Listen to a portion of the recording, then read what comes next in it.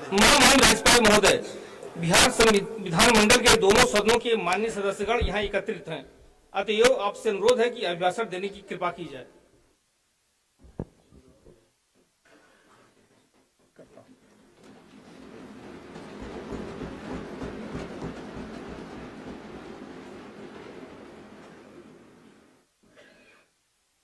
बिहार विधान मंडल के माननीय सदस्यगण, मैं नववर्ष के प्रथम सत्र के अवसर पर बिहार विधान मंडल के दोनों सदनों के संयुक्त अधिवेशन में आप सभी को शुभकामनाएं देता हूं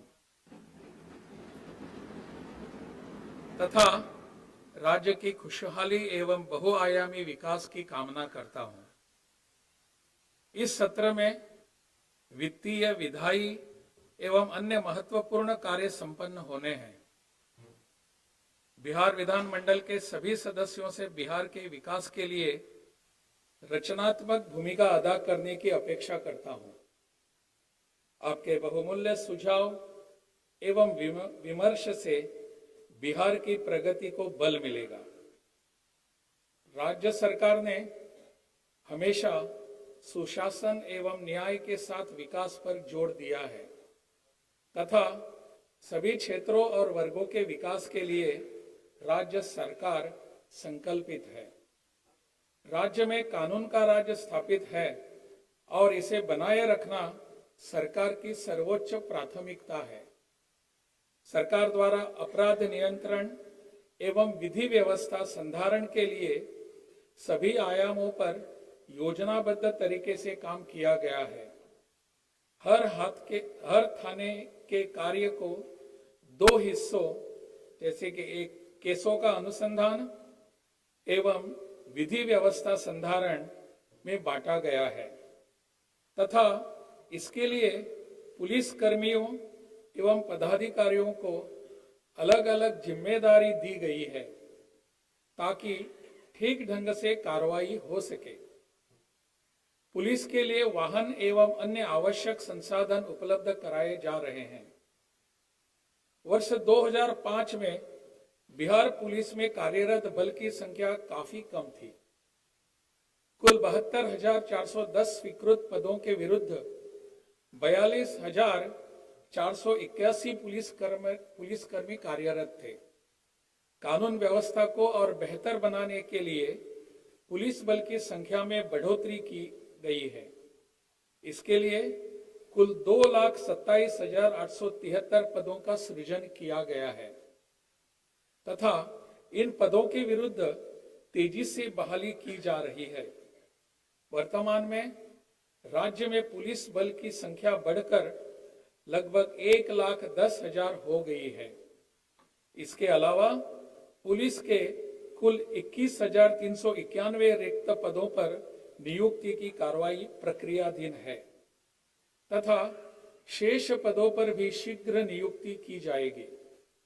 सभी पदों पर बहाली होने के बाद राज्य में पुलिस कर्मियों की संख्या प्रति लाख आबादी पर 170 से भी अधिक हो जाएगी, जो बिहार की आबादी एवं क्षेत्रफल के हिसाब से पर्याप्त है।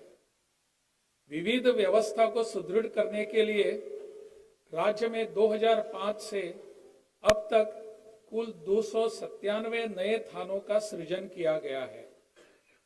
साथ ही 28 जिलों में यातायात थानों तथा 44 साइबर थानों का सृजन भी किया गया है। आपातकालीन स्थिति से निपटने के लिए डायल 112 की इमरजेंसी सेवा प्रारंभ की गई है। इस व्यवस्था के अंतर्गत किसी भी प्रकार की आपातकालीन स्थिति जैसे कि अपराध की घटना, आग लगने की घटना, वाहन दुर्घटना की स्थिति में या महिला, बच्चों एवं वरिष्ठ नागरिकों की सुरक्षा से संबंधित स्थिति में बिहार के किसी भी कोने से कोई भी पीड़ित व्यक्ति 112 नंबर पर निःशुल्क कॉल कर सकता है। पहले यह व्यवस्था जिला मुख्यालयों एवं शहरी क्षेत्रों में ही लागू थी। अब इसका विस्तार पूरे राज्य में किया जा रहा है।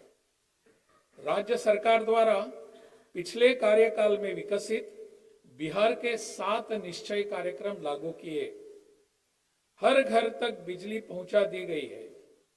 हर घर नल का जल, हर घर तक पक्की गली नाली, हर घर में शौचालय तथा टोलों का ग्रामीण सड़कों से जोड़ने का काम लगभग पूरा हो गया है। कुछ क्षेत्रों में जो भी काम छूटे हैं उन्हें भी तेजी से कराया जा रहा है। हर घर नल का जल के काम को 2 हिस्सों में कराया गया। जिन वार्डों में पेयजल की गुणवत्ता आयरन, आर्सेनिक तथा फ्लोराइड से प्रभावित थी, उनका काम लोक स्वास्थ्य अभियंत्रण विभाग द्वारा तथा अन्य वार्डों के काम पंचायतों एवं नगर निकायों द्वारा कराया गया। अब ग्रामीण एवं नगर क्षेत्रों में हर घर नल का जल योजना का मेंटेनेंस एवं छूटे हुए वार्डों का पूरा काम लोक स्वास्थ्य अभियंत्रण विभाग द्वारा कराया जा रहा है। 7 निश्चय 2 के तहत योजनाओं का क्रियान्वयन जारी है। प्रथम निश्चय युवा शक्ति बिहार की प्रगति के तहत राज्य के 149 औद्योगिक प्रशिक्षण संस्थानों में से प्रथम चरण में 60 एवं द्वितीय चरण में 89 नए सेंटर ऑफ एक्सलेंस की स्थापना की जानी है, जिसमें अब तक 31 औद्योगिक प्रशिक्षण संस्थानों में सेंटर ऑफ एक्सलेंस की स्थापना हो चुकी है। सभी पॉलिटिकल संस्थानों में गुणवत्ता बढ़ाने के लिए इंडियन इंस्टीट्यूट ऑफ टेक्नोलॉजी यानी IIT पटना के सहयोग से सेंटर ऑफ एक्सलेंस स्थापित किए गए हैं। राज्य में अभियंत्रण विश्वविद्यालय, स्वास्थ्य विज्ञान विश्वविद्यालय एवं खेल विश्वविद्यालय की स्थापना की जा चुकी है। इन सभी विश्वविद्यालयों के में छात्राओं के लिए न्यूनतम 1/3 सीटों का आरक्षण का प्रावधान किया गया है। राज्य में युवाओं को रोजगार उपलब्ध कराने तथा उनमें उद्यमिता विकास को प्रोत्साहन देने के लिए मुख्यमंत्री उद्यमी योजना प्रारंभ की गई। मुख्यमंत्री अनुसूचित जाति एवं अनुसूचित जनजाति उद्यमी योजना वर्ष 2018 से लागू है। इस योजना में 2020 से अति पिछड़े वर्ग को शामिल करते हुए मुख्यमंत्री अति पिछड़ा वर्ग उद्यमी योजना प्रारंभ की गई है।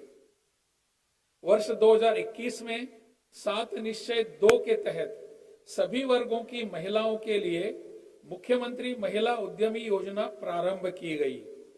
इन तीनों योजनाओं में उद्यमियों को 10 लाख रुपए तक की सहायता दी जाती है, जिसमें 5 लाख रुपए का अनुदान एवं 5 लाख रुपए तक का ब्याज मुक्त ऋण दिया जाता है। इसके अतिरिक्त वर्ष 2021 में ही 7 निश्चय 2 के तहत अन्य वर्गों सामान्य एवं पिछड़ा वर्ग के युवाओं के लिए मुख्यमंत्री युवा उद्यमी योजना शुरू की गई, जिसमें 5 लाख रुपए का अनुदान एवं 5 लाख रुपए का ऋण 1% ब्याज पर दिया जाता है। इसी तरह राज्य के अल्पसंख्यक वर्ग के युवाओं में उद्यमिता एवं स्वरोजगार को बढ़ावा देने के लिए सितंबर 2023 से मुख्यमंत्री अल्पसंख्यक उद्यमी योजना प्रारंभ की गई है। इन सभी योजनाओं में कुल मिलाकर अब तक 40,049 उद्यमियों को 2,408 करोड़ रुपए से अधिक की राशि उपलब्ध कराई गई है। उद्योगों के विकास के लिए सरकार के प्रयासों से हजारों लोगों को रोजगार के नए अवसर मिल रहे हैं। दूसरे निश्चय सशक्त महिला सक्षम महिला, इसके अंतर्गत उच्चतर शिक्षा हेतु महिलाओं को प्रोत्साहित करने के लिए इंटर पास करने पर 25,000 रुपए तथा स्नातक उत्तीर्ण होने पर 50,000 रुपए दिए जा रहे हैं। पहले यह काम वर्ष 2018 में प्रारंभ हुई मुख्यमंत्री कन्या उत्थान योजना के अंतर्गत किया जा रहा था।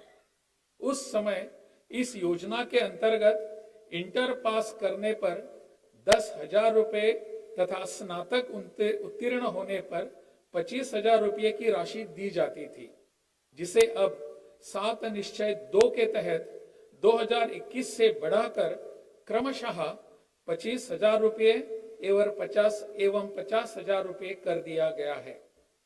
अब तक इंटर पास 12 लाख से अधिक छात्राओं को तथा स्नातक उत्तीर्ण 1,60,000 से अधिक छात्राओं को आर्थिक सहायता दी जा चुकी है। साथ ही 7 निश्चय 2 के अंतर्गत शुरू की गई मुख्यमंत्री महिला उद्यमी योजना के तहत 6,753 महिलाओं को लाभ मिला है।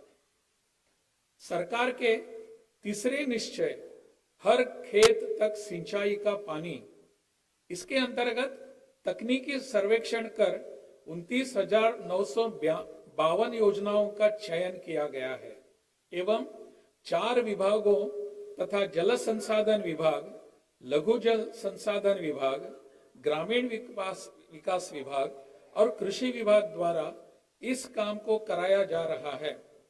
अब तक जल संसाधन विभाग द्वारा 666, लघु जल संसाधन विभाग द्वारा सतही जल से सिंचाई की 306, कृषि विभाग द्वारा 880 तथा ग्रामीण विकास विभाग द्वारा 187 योजनाएं पूर्ण की जा चुकी हैं।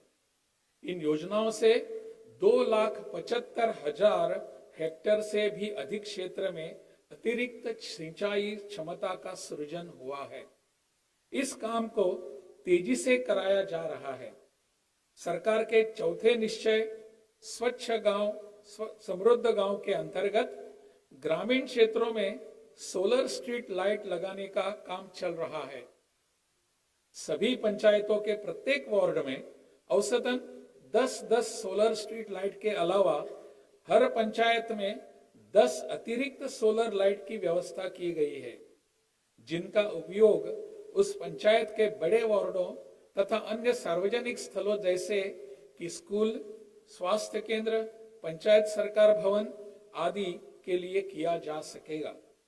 सोलर स्ट्रीट लाइट से गांव में रात भर रोशनी मिलती रहेगी। कई वार्डों में सोलर स्ट्रीट लाइट का काम पूरा हो गया है और अगले वर्ष के अंत तक सभी वार्डों में काम पूरा किया जाएगा। सरकार के 5वें निश्चय स्वस्थ शहर विकसित शहर के अंतर्गत 122 नगर निकायों में ठोस एवं तरल अपशिष्ट प्रबंधन की व्यवस्था पूरी हो गई है तथा 261 नगर निकायों में यह व्यवस्था की जा रही है। मोक्षधाम योजना के अंतर्गत जिला मुख्यालयों एवं महत्वपूर्ण नदी घाटों के आसपास शवदाह गृह निर्माण की 49 योजनाओं की स्वीकृति दी गई है, जिसमें 9 योजनाओं पर कार्य प्रारंभ हो गया है। शहरों में स्ट्रॉम ड्रेनेज के लिए पूर्व से 13 योजनाओं का क्रियान्वयन किया जा रहा है तथा हाल ही में स्वीकृत 11 शहरों की योजनाएं निविदा की प्रक्रिया में है। सरकार के छठे निश्चय सुलभ संपर्कता के तहत जाम की समस्याएं से मुक्ति एवं सुचारू यातायात के लिए 36 बाईपास का निर्माण प्रस्तावित है। प्रथम चरण में शुरू की गई 20 योजनाओं से 4 योजनाओं का काम पूरा हो चुका है एवं 11 योजनाओं में कार्य प्रगति पर है तथा 5 योजनाओं में कार्यवाही प्रक्रियाधीन है। ग्रामीण क्षेत्रों में सर्वेक्षण कर गांवों को महत्वपूर्ण स्थानों से संपर्कता प्रदान करने के लिए ग्रामीण पथों की 1,623 योजनाएं चिन्हित की गई है, जिनकी कुल लंबाई 12,250 किलोमीटर है। इस योजनाओं को अंतिम रूप दिया जा रहा है तथा शीघ्र ही इन पर काम प्रारंभ किया जाएगा। सरकार के 7वें निश्चय सबके लिए अतिरिक्त स्वास्थ्य सुविधा, इसके अंतर्गत फरवरी 2021 से गांवों के 7,800 स्वास्थ्य उपकेंद्रों में टेलीमेडिसिन की व्यवस्था की गई है। अब सामान्य बीमारियों के लिए लोगों को दूर स्थित अस्पतालों में नहीं जाना पड़ता है।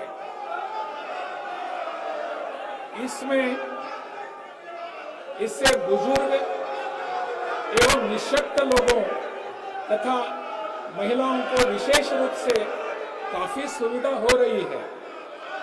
अब तक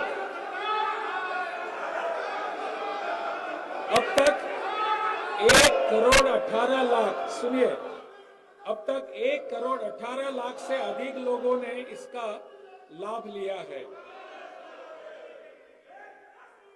हृदय में छेद के साथ, बच्चों वाली बात है, हृदय में छेद के साथ जन्मे बच्चों के निःशुल्क उपचार हेतु 7 निश्चय 2 के अंतर्गत 1 अप्रैल 2021 से बाल हृदय योजना लागू की गई है।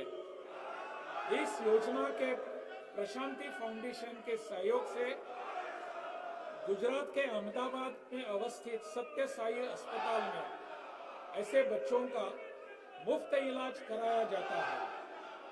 इसके तहत 6 वर्ष से अधिक उम्र के बच्चों के लिए साथ एक अभिभावक एवं 6 वर्ष के कम उम्र के बच्चों के साथ मां एक अभिभावक के लिए 10,000 रुपए प्रति व्यक्ति दर से सहायता राशि दी जाती है।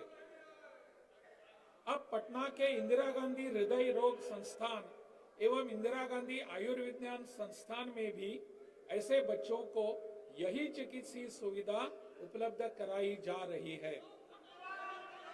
इस योजना के अंतर्गत अब तक 1,134 बच्चों का सफल इलाज किया गया है, जिसमें सत्य साई अस्पताल में 888, आईजीआईसी में 218 तथा आईजीआईएमएस में 29 बच्चों का इलाज किया जा चुका है।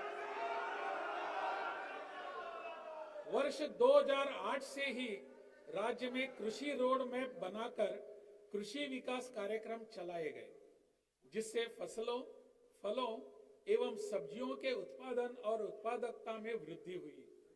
राज्य में धान, गेहूं एवं मकई की उत्पादकता पहले के मुकाबले लगभग दुगनी हो गई है। साथ ही दूध, अंडा, मांस एवं मछली उत्पादन में काफी वृद्धि आई है।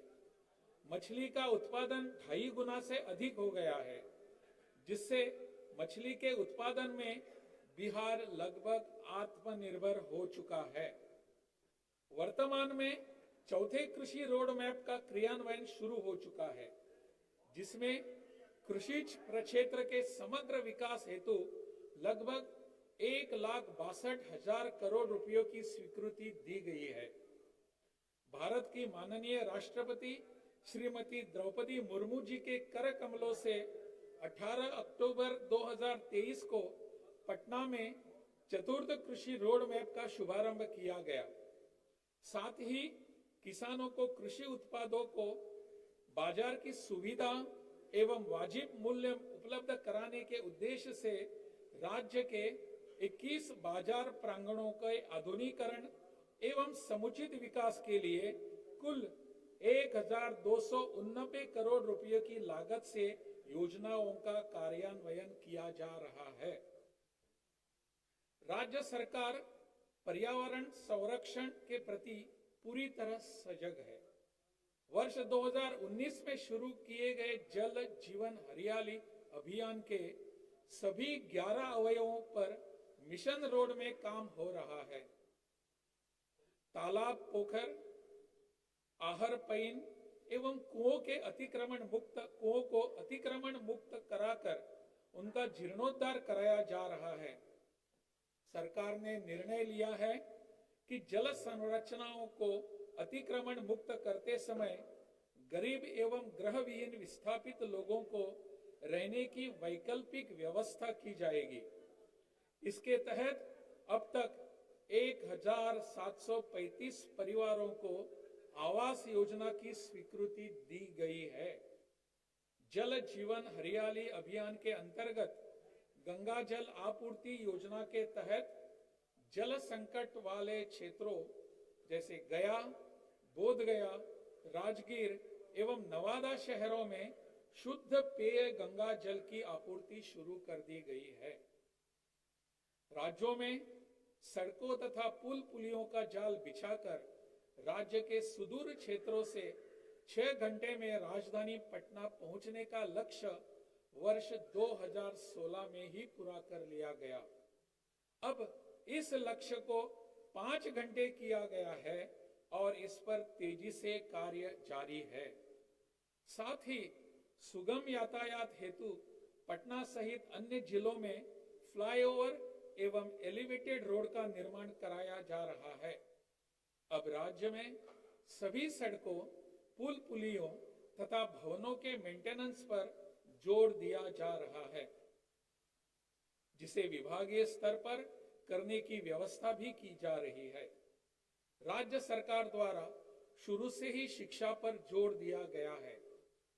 विद्यालयों में एक और जहां पोशाक, साइकिल, छात्रवृत्ति व अन्य कई योजनाएं लागू की गई, वहीं दूसरी ओर विद्यालयों की आधारभूत संरचनाओं को मजबूत किया गया।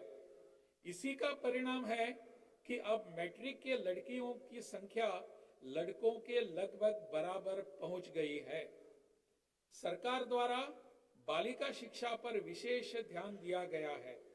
सभी पंचायतों में उच्च माध्यमिक विद्यालय स्थापित किए गए हैं। इसके लिए 2768 स्कूलों में नए विद्यालय भवन का एवं 3530 विद्यालयों में अतिरिक्त क्लासरूम आदि के निर्माण हेतु कुल 7530 करोड़ रुपयों की स्वीकृति दी गई है, जिस पर तेजी से काम जारी है। बालिका शिक्षा हेतु किए गए इन प्रयासों के कारण बिहार में प्रजनन दर जो वर्ष 2005 में 4.3 थी, वह अब घटकर 2.9 रह गया है। राज्य में वर्ष 2005 से बड़े ही पैमाने पर शिक्षकों की बहाली की गई है। वर्ष 2005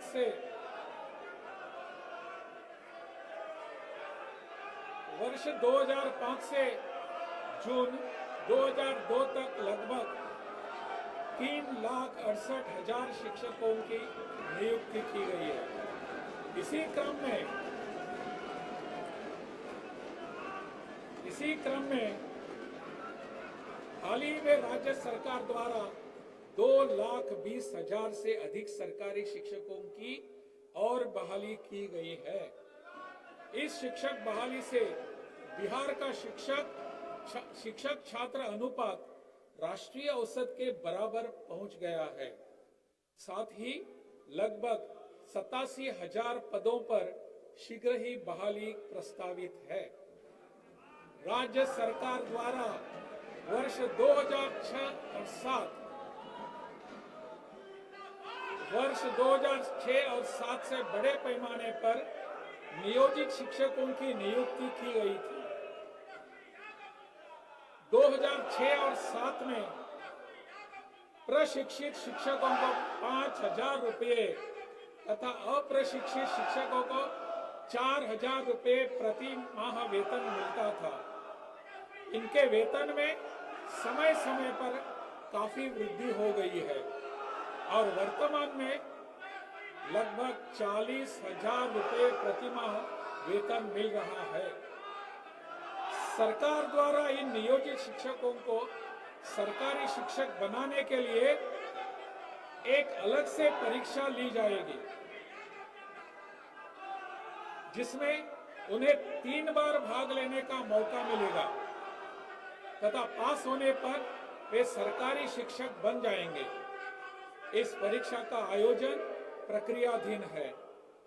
राज्य में बुनियादी स्वास्थ्य सेवाओं में व्यापक सुधार हुआ है, जिसके परिणाम स्वरूप प्राथमिक स्वास्थ्य केंद्र में उपचार कराने वाले रोगियों की संख्या वर्ष 2005 में प्रतिमाह 49 से बढ़कर अब 11,615 हो गई है। स्वास्थ्य केंद्रों में दवाई के मुफ्त वितरण की सुविधा अगस्त 2000 से प्रारंभ की गई, जिसका शुभारंभ तत्कालीन उपराष्ट्रपति माननीय श्री भैरव सिंह शेखावत जी द्वारा न्यू गार्डिनर रोड अस्पताल पटना से किया गया। 2005 में 6 सरकारी मेडिकल कॉलेज एवं अस्पताल थे, जबकि आज सरकारी प्रक्षेत्र में 11 मेडिकल कॉलेज एवं अस्पताल कार्यरत है। वर्तमान में 15 नए मेडिकल कॉलेज एवं अस्पताल कार्यरत है। वर्तमान में 15 नए मेडिकल कॉलेज निर्माणाधीन है, जिनमें से 7 मेडिकल कॉलेज राज्य की अपनी निधि से तथा 8 मेडिकल कॉलेज केंद्र सरकार के सहयोग से बनाए जा रहे हैं। इसके अतिरिक्त पटना मेडिकल कॉलेज एवं अस्पताल के 5,462 बेड की क्षमता वाले आधुनिक विश्व स्तरीय मेडिकल कॉलेज एवं अस्पताल के रूप में बनाया जा रहा है। यह देश का सबसे बड़ा अस्पताल होगा। इसके अतिरिक्त इंदिरा गांधी आयुर्विज्ञान संस्थान पटना, नालंदा मेडिकल कॉलेज एवं अस्पताल Patna city, Shri Krishna medical college एवं अस्पताल मुजफ्फरपुर, अनुग्रह नारायण मगध मेडिकल कॉलेज एवं अस्पताल गया तथा दरभंगा मेडिकल कॉलेज एवं अस्पताल दरभंगा को 2,500 बेड के अस्पताल के रूप में विकसित किया जा रहा है। सरकार द्वारा महिला सशक्तिकरण पर जोर दिया गया है और महिलाओं को रोजगार देने एवं उन्हें आत्मनिर्भर बनाने के लिए कई कदम उठाए गए हैं। महिलाओं को पुलिस एवं सभी सरकारी नौकरियों में आरक्षण का लाभ मिल रहा है। पहले बिहार में स्वयं सहायता समूह काफी कम हुआ करते थे। 2006 में विश्व बैंक के कर्ज लेकर राज्य में स्वयं सहायता समूह के गठन के लिए परियोजना शुरू की गई, जिसका नामकरण जीविका किया गया।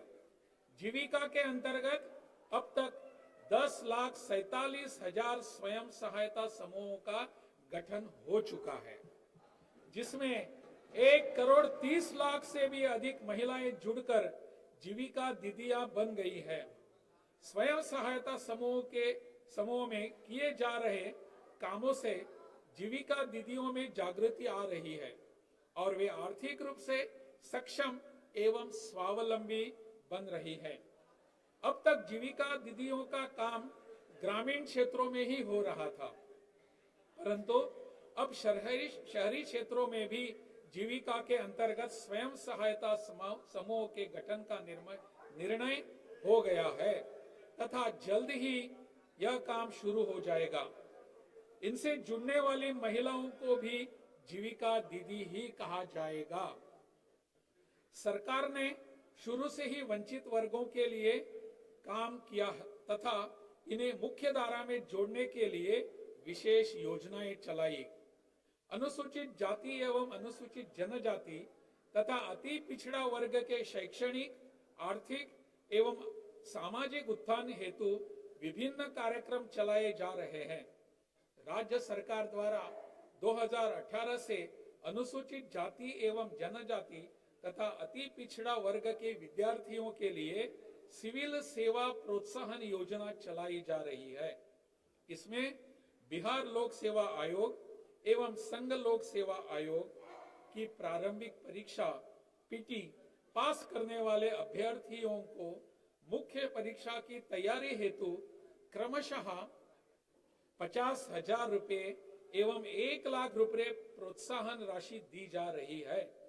अब तक बीपीएससी एवं यूपीएससी की प्रारंभिक परीक्षा में अनुसूचित जाति एवं जनजाति के 4,113 तथा अति पिछड़े वर्ग के 5,915 उत्तीर्ण अभ्यर्थियों ने योजना का लाभ लिया है।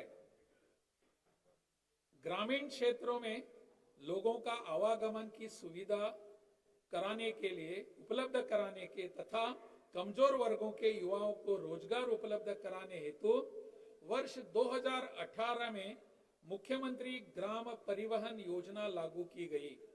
इसके तहत प्रत्येक पंचायत में 5 सुयोग्य लाभुकों को वाहन खरीद के लिए अधिकतम 1 लाख रुपए का अनुदान दिया जा रहा है। इन 5 लाभुकों में से 3 अनुसूचित जाति या अनुसूचित जनजाति तथा 2 अति पिछड़ा वर्ग के होते हैं। अब तक अनुसूचित जाति एवं जनजाति के 25,559 एवं अति पिछड़ा वर्ग के 19,195 युवाओं ने इस योजना का लाभ लिया है। अब इसका विस्तार करते हुए प्रखंडों एवं सुदूर पंचायतों को जिला मुख्यालय से जोड़ने हेतु मुख्यमंत्री प्रखंड परिवहन योजना लागू की गई है। इस योजना के तहत प्रति प्रखंड जिला मुख्यालय के प्रखंडों को छोड़कर 7 लाभुकों को बस के क्रय पर प्रति बस 5 लाख रुपए का अनुदान दिया जाएगा। इन 7 लाभुकों में 2 लाभुक अत्यंत पिछड़ा वर्ग, 1 पिछड़ा वर्ग एवं 2 अनुसूचित जाति वर्ग तथा शेष 2 सामान्य वर्ग के होंगे। जिन प्रखंडों में अनुसूचित जनजाति की जनसंख्या 1,000 से ज्यादा होगी, उस प्रखंड में अतिरिक्त अनुसूचित जनजाति के लाभुक को भी योजना का लाभ मिल सकता है।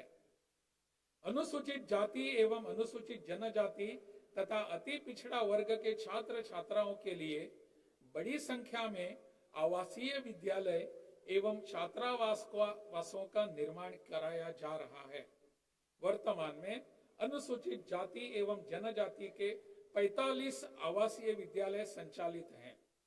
राज्य सरकार द्वारा अनुसूचित जाति की 50,000 से अधिक आबादी वाले 40 प्रखंडों में आवासीय विद्यालय बनाने का निर्णय लिया गया है, जिसमें से 19 आवासीय विद्यालय का निर्माण की स्वीकृति दी जा चुकी है। अगले 2 वर्षों में सभी आवासीय विद्यालयों का निर्माण कर लिया जाएगा। अन्य पिछड़ा वर्ग के लिए पूर्व से 12 कन्या आवासीय विद्यालय संचालित हैं। 27 नए कन्या आवासीय विद्यालय का भी निर्माण जारी है। वर्ष 2006-07 से अल्पसंख्यक समुदाय के छात्र छात्राओं को नौकरियां हेतु प्रतियोगिता परीक्षाओं की तैयारी के लिए मुफ्त कोचिंग योजना संचालित है। अब तक 22,232 छात्र छात्राओं ने इस योजना का लाभ लिया है।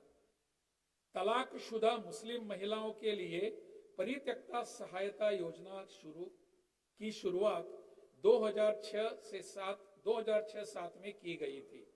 उस समय 10,000 रुपये की राशि दी जाती थी, जिसे वर्ष 2017-18 से बढ़ाकर 25,000 रुपये कर दी गई है। इस योजना के तहत अब तक 15,049 महिलाओं ने सहायता ली है। पूर्व में मदरसा शिक्षक एवं शिक्षकेतर कर्मचारियों की स्थिति बहुत खराब थी। सरकार ने समय समय पर मदरसा शिक्षकों एवं कर्मियों के वेतन में बढ़ोतरी की तथा वर्ष 2019 में मदरसों के शिक्षकों एवं कर्मियों का वेतन बढ़ाकर अन्य शिक्षकों के अनुरूप कर दिया गया है। वक्फ की भूमि पर बहुउद्देशीय भवन, मुसाफिर खाना, विवाह भवन, व्यावसायिक भवन आदि का निर्माण कराया जा रहा है। 13 जिलों में वक्फ की भूमि पर +2 के स्तर के विद्यार्थियों के लिए अल्पसंख्यक आवासीय विद्यालय निर्माण की योजना स्वीकृत की गई है, जिनमें से दरभंगा एवं किशनगंज में आवासीय विद्यालय निर्माण का कार्य पूर्ण हो चुका है तथा शेष में कार्य प्रक्रियाधीन है। पटना में अंजुमन इस्लामिया भवन का भव्य एवं आकर्षक रूप से पुनर्निर्माण कराया गया है। राज्य में सामाजिक सौहार्द एवं सांप्रदायिक सद्भाव का माहौल कायम है। सांप्रदायिक तनाव की घटनाएं प्रकाश में आने पर पुलिस एवं प्रशासन द्वारा त्वरित कार्रवाई की जा रही है। राज्य सरकार द्वारा वर्ष 2006 से ही कब्रिस्तान की घेराबंदी की योजना शुरू की गई है, जिसमें राज्य के मिली जुली आबादी के इलाकों वाले एवं अन्य संवेदनशील कब्रिस्तानों की घेराबंदी की जा रही है। राज्य में 9,273 संवेदनशील कब्रिस्तानों को घेराबंदी के लिए चिन्हित किया गया है, जिसमें 8,519 कब्रिस्तान की घेराबंदी पूर्ण कर ली गई है। 311 पर कार्य जारी है तथा 443 कब्रिस्तान घेराबंदी की योजना प्रक्रियाधीन है। 2016 से बिहार मंदिर चहार दीवारी निर्माण योजना शुरू की गई, क्योंकि मंदिरों में यदा कदा मूर्ति चोरी आदि की घटनाएं हो जाती हैं। इसके अंतर्गत 60 वर्ष से पुराने धार्मिक न्यास परिषद में निबंधित मंदिरों की घेराबंदी की जा रही है। इसके अंतर्गत अब तक 419 मंदिरों की चहार दीवारी की जा चुकी है। अब आवश्यकता अनुसार 60 वर्ष से कम समय से स्थापित मंदिरों की चहार दीवारी भी कराई जाएगी। शुरू से ही सरकार का प्रयास रहा है कि युवाओं को ज्यादा से ज्यादा नौकरी एवं रोजगार के अवसर मिले। वर्ष 2005 से लेकर 2020 तक लगभग 5,35,000 से अधिक युवाओं को नौकरी दी गई है तथा लाखों लोगों को रोजगार मिला है। इसी क्रम में वर्ष 2020 में 7 निश्चय 2 के अंतर्गत घोषणा की गई थी कि आने वाले वर्षों में 10 लाख नौकरी एवं 10 लाख रोजगार के अवसर सृजित किए जाएंगे। इसके तहत अब तक 3,63,000 से अधिक युवाओं को सरकारी नौकरी दी गई है। इसमें बड़ी संख्या में शिक्षक, पुलिसकर्मी व अन्य विभागों के कर्मी शामिल हैं।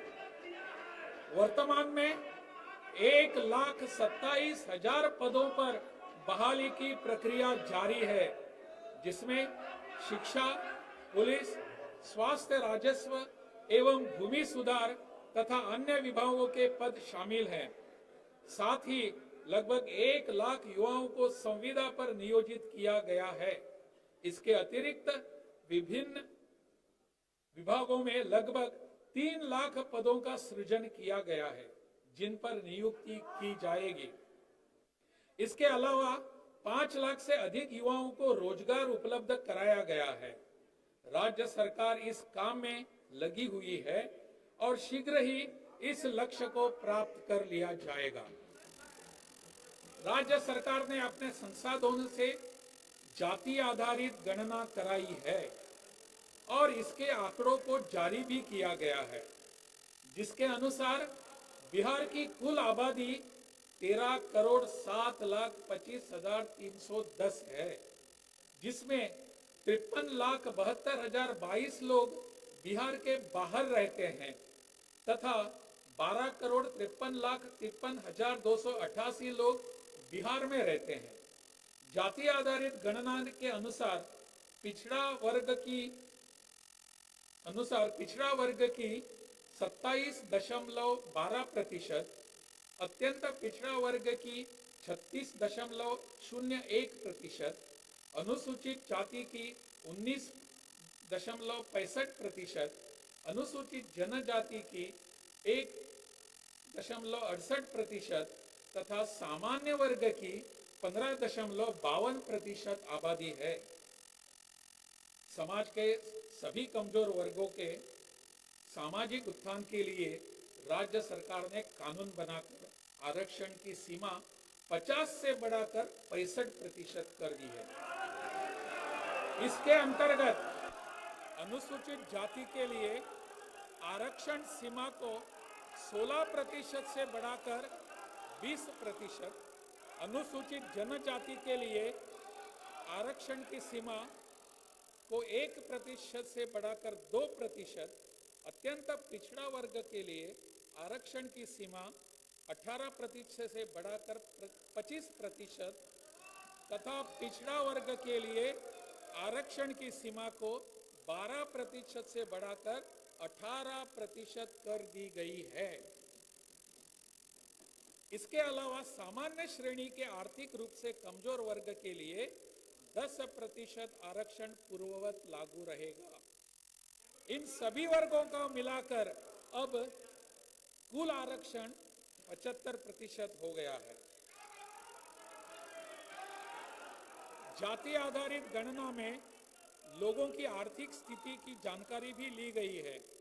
इसमें गरीब परिवारों की कुल संख्या 94 लाख पाई गई है, जिसमें सभी वर्गों के लोग शामिल हैं। गरीब परिवारों को आगे बढ़ाने के लिए मुख्यमंत्री लघु उद्यमी योजना शुरू की गई है, जिसके तहत सभी वर्गों के चिन्हित गरीब परिवारों के एक सदस्य को 2 लाख रुपए की सहायता दी जाएगी। जिन परिवारों के पास आवास नहीं है, उन्हें जमीन खरीदने हेतु निर्धारित राशि को 60,000 से बढ़ाकर 1 लाख रुपया कर दी गई है। साथ ही मकान बनाने के लिए उन्हें 1,20,000 रुपये अलग से दिए जाएंगे। वर्ष 2018 से सतत जीविकोपार्जन योजना के तहत अत्यंत निर्धन परिवार को रोजगार हेतु दी जा रही सहायता राशि को 1 लाख रुपये से बढ़ाकर 2 लाख रुपये कर दी गई है। इन सब कार्यों में कुल मिलाकर 2,50,000 करोड़ रुपये की व्यय अनुमानित है, जिसके कारण इसे अगले 5 सालों में पूरा करने का लक्ष्य निर्धारित किया गया है। 1 फरवरी 2024 को केंद्र सरकार द्वारा संसद में अंतरिम बजट प्रस्तुत किया गया। यह बजट सकारात्मक एवं स्वागत योग्य है। बजट में उच्च शिक्षा के लिए लोन की राशि बढ़ाई गई है, जिससे युवाओं को उच्च शिक्षा प्राप्त करने में सहूलियत होगी। 3 नए रेलवे इकोनॉमिक कॉरिडोर की शुरुआत होने से देश का आर्थिक विकास और तीव्र गति से हो सकेगा। मध्यम वर्ग के लिए विशेष आवास योजना लाई गई है, जिससे किराए के घरों एवं झुग्गी बस्तियों में रहने वाले लोगों को आवास का लाभ मिल सकेगा। उद्योगों के विकास के लिए स्टार्टअप के टैक्स स्लैब में 1 साल के लिए छूट बढ़ाई गई है, जिससे औद्योगिक विकास को गति मिलेगी तथा युवाओं के लिए रोजगार अवसर बढ़ेंगे। मनरेगा का बजट बढ़ाया गया है, जिससे ग्रामीण क्षेत्रों में रोजगार बढ़ेगा। प्रधानमंत्री किसान सम्मान निधि योजना के तहत दी जाने वाली राशि से किसानों को आर्थिक मदद मिली है तथा ग्रामीण अर्थव्यवस्था मजबूत हुई है। इस सकारात्मक बजट के लिए केंद्र सरकार को बहुत धन्यवाद। केंद्र सरकार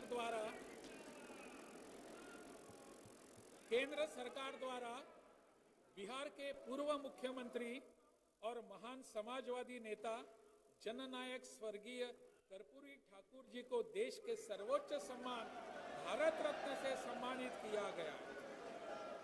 यह हम लोगों के लिए अत्यंत प्रसन्नता का विषय है। इसके लिए केंद्र सरकार को धन्यवाद। मेरे द्वारा आपके समक्ष रखी गई सरकार की उपलब्धियों एवं कार्यक्रमों से स्पष्ट होता है कि सरकार न्याय के साथ विकास के मूल मंत्र को ध्यान में रखते हुए राज्य के सभी क्षेत्रों एवं सभी वर्गों के उत्थान के लिए सतत प्रयत्नशील है। मुझे विश्वास है कि वर्तमान सत्र में वित्तीय एवं विधायी कार्यों के साथ साथ राज्य के सर्वांगीण विकास के मुद्दों पर सार्थक चर्चा होगी, जो राज्य के विकास में सहायक होगी। मुझे भरोसा है कि सभी सदस्य जिम्मेवारी के साथ सत्र के संचालन में अपना महत्वपूर्ण योगदान देंगे।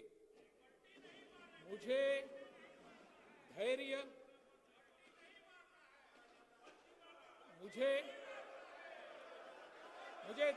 के एवं ध्यानपूर्वक, इसको जरा ध्यान से सुनिए,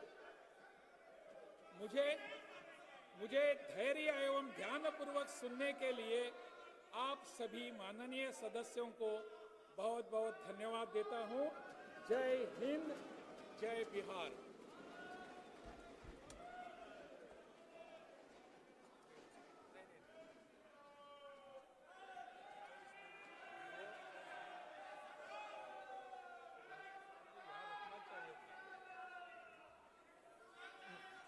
महामहिम राज्यपाल महोदय का अभिभाषण समाप्त हुआ।